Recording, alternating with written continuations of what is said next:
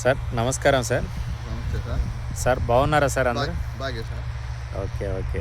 ఇప్పుడు ఇజ్రాయెల్ టెక్నాలజీని మైమరిపించేటట్టుగా వ్యవసాయం చేస్తూ ఉన్నారు సార్.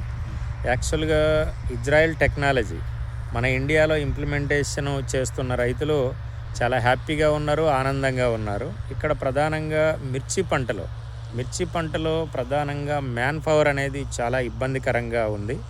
రెండవది ఏంటంటే ఈ మ్యాన్ పవర్ని తగ్గించడంలో సార్ వాళ్ళు ఈ సంవత్సరం 20 ఎకరాలు గోదావరి ఒడ్డులో మొత్తం టోటల్గా 20 ఎకరాలలో కూడా కంప్లీట్గా మల్చింగ్ చూడండి మీకు కనబడుతూ ఉంది. మల్చింగ్ అనేది వేయటం జరిగింది. ఇక్కడ మల్చింగ్ అనేది వేయటం వలన ఉపయోగం ఏమిటి? రెండవది మల్చింగ్ వలన గత వ్యవసాయానికి ఇప్పుడున్న మల్చింగ్ వేసిన తర్వాత వ్యవసాయానికి సార్ వాళ్ళు ఏం తేడా గమనించారు? ఇది రైతులకు ఏ రకంగా ఉపయోగపడుతుంది ఈ టెక్నాలజీ అనేది మనం ఒకసారి సార్ని అడిగి తెలుసుకుందామండి.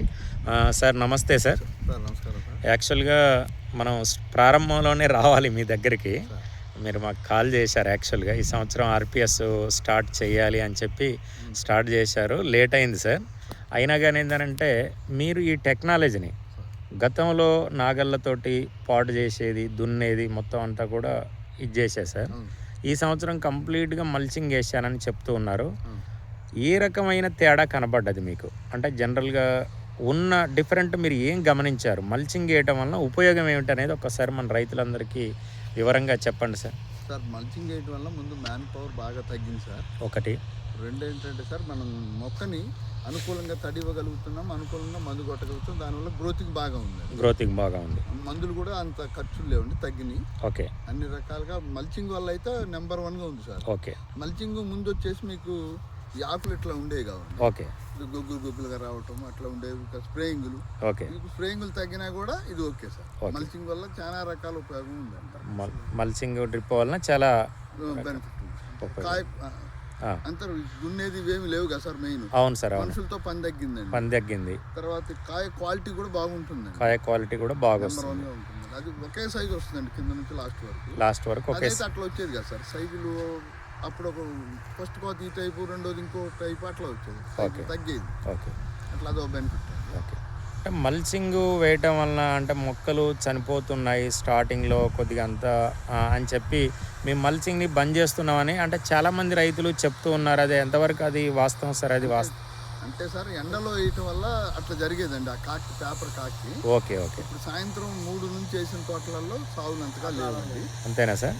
తెల్లారి పొద్దున కొద్దిగా నొక్కించుకుంటే దానికి ఆనందాన్ని సాగులు కూడా ఏం లేవండి. మన మొత్తం మీద 20 ఎకరాల మీద 20,000 సాగులే పడ్డాయండి.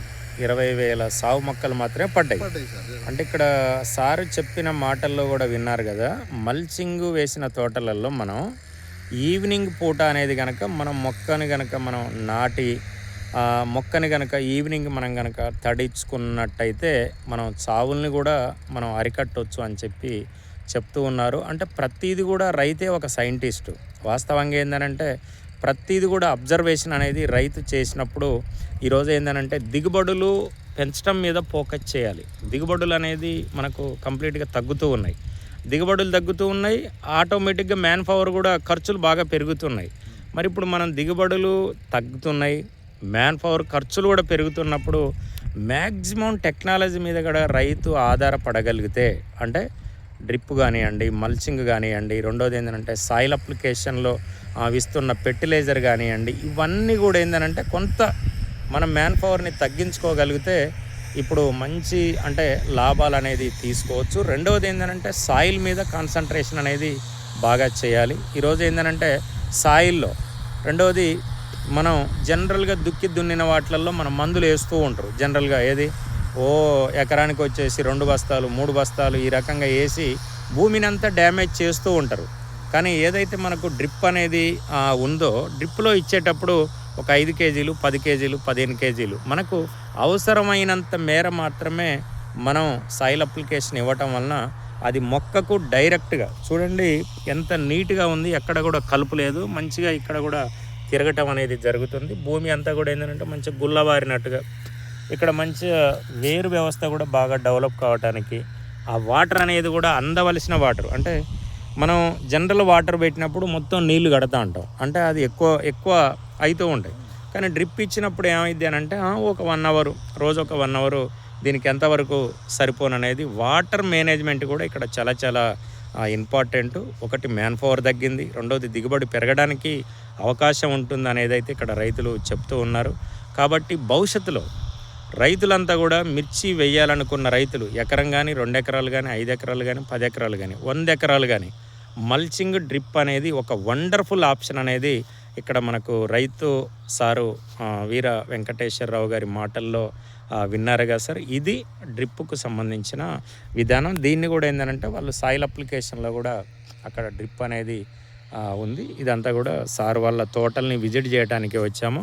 మరి ఇప్పుడు ఆర్పిఎస్ వాడాలనుకుంటున్నారా సార్? ఇప్పుడు అవును సార్, ఈసారి ఆర్పిఎస్ఏ వాడదామని సార్. అంతేనా సార్?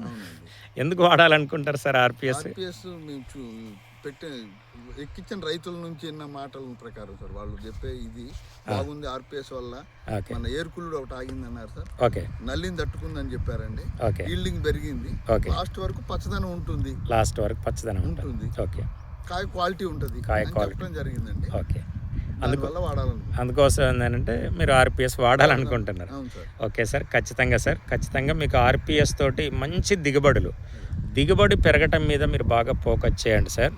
మీరు ఇప్పుడు నేను డిసెంబర్ మంత్గా సార్, జనవరి, ఫిబ్రవరి, మార్చిలో కూడా మీ హైట్ అంటే మీ మొక్క బాగా హైట్ పెరగటానికి కూడా బాగా అవకాశం అనేది ఉంటుంది సార్. రెండోది, ఎప్పుడైతే మొక్కని మనం పెంచగలుగుతాం, దిగుబడి కూడా మనకు ఆటోమేటిక్గా రావడానికి అవకాశం ఉంటుంది. ఆ రకంగా మీకు ఆర్పిఎస్ కూడా బాగా తోడవుతుంది సార్. నమస్తే సార్. నమస్కారం. Thank you.